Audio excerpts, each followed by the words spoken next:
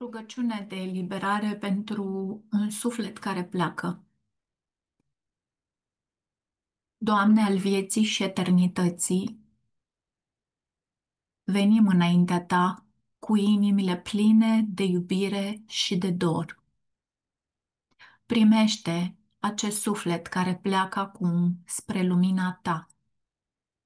Eliberează-l, Doamne, de toate greutățile, de durerile nespuse, de fricile adunate, de poverile pe care nu le-a mai putut duce. Fă-l ușor, ca o rază, curat ca o adiere, liber ca o pasăre care se întoarce acasă.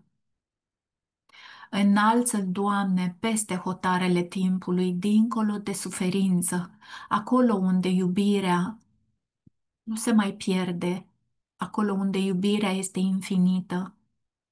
Așează-l în brațele tale, unde nu mai este nici teamă, nici așteptare. Doar odihnă, înțelegere, iubire și veșnicie. Și ajută-ne, Doamne, pe noi cei rămași, să nu privim moartea ca pe un sfârșit, ci ca pe o întoarcere, ca pe o eliberare din vis, ca pe o regăsire în lumină.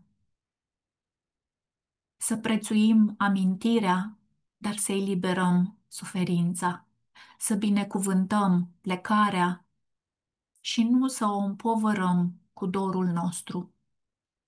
În numele luminii și al vieții fără sfârșit, binecuvântăm acest suflet și le liberăm cu iubire. Amin.